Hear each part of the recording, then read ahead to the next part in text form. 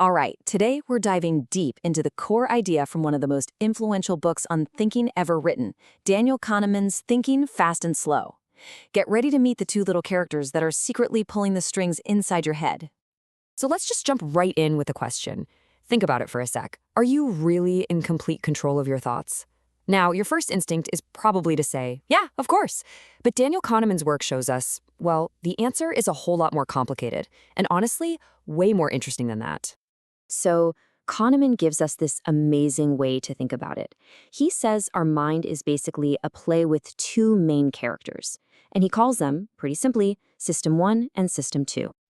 And this is really the whole game right here. System 1, that's your autopilot. It's fast, it's automatic, it's your gut feeling.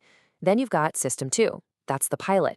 It's slow, it's deliberate, it's the part of you that actually has to put in the work, do the heavy lifting. Okay, so let's get to know System 1 a little better. You could say it's the real star of the show. Why? Because it's doing almost everything, all the time, completely in the background. It's quick, it's effortless, and you have basically no sense that you're even controlling it. Think about it like this. You see a picture of an angry person. You don't sit there and analyze their furrowed brow or downturned mouth, right? No, instantly you just know they're angry. You might even get a flash of what they're going to do next. That's your System 1, jumping to a conclusion before you even have a chance to think. It just happens. And System 1 is also this incredible machine for making connections. It's a total master. So take a look at these three words. Don't think too hard. What's the one word that just pops into your head to tie them all together? I'm willing to bet you thought cheese. And if you did, you didn't decide to think that. That was your System 1, that incredible associative machine, just firing away in the background, finding the connection, totally on its own. It's kind of like magic, right? Okay, so now let's bring out the other character, System 2. This is the one that gets woken up when things get tricky. When System 1 throws its hands up and says, I got nothing. System 2, that's the part of you that you think of as you. It's your conscious, logical self, the one that makes the big choices. And you can literally feel the difference. Just look at this math problem, 17 times 24. Ugh, your brain doesn't just hand you the answer, does it? Nope, you have to consciously decide to work on it.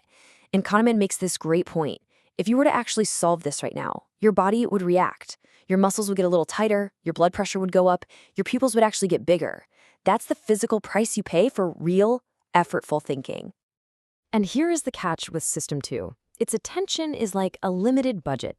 You can only spend it on so many things at once.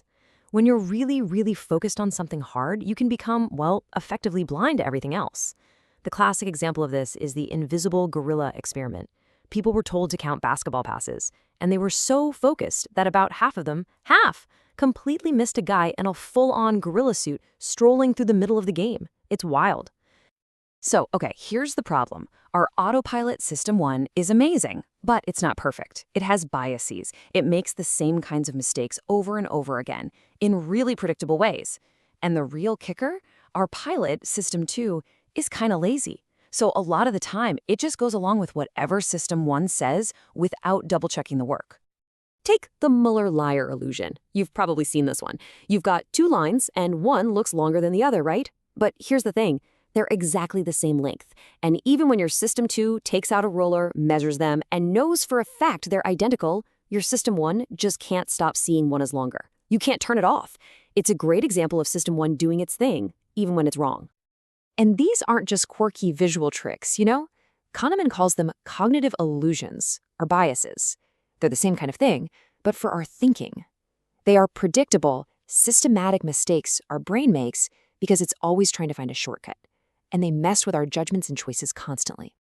Let me give you a couple of big ones. There's the halo effect. This is where if you like one thing about a person, say they seem really confident, your brain just assumes everything else about them is great too. Then there's this fantastic acronym YSCAT. It stands for What You See Is All There Is. This is System 1's bad habit of making huge sweeping conclusions based on only the tiny bit of information it has right in front of it. It never stops to ask, hey, what am I not seeing? Okay, so what's the big takeaway here? Is it that our brains are hopelessly flawed? No, not at all. The whole point is to become a better thinker by simply learning the language of how our minds work. It's about being able to spot these situations where we're likely to make a mistake. And this quote from Kahneman really nails it. his goal wasn't to turn us into perfect, logical machines. It was to give us the words, the vocabulary, to talk about how we think.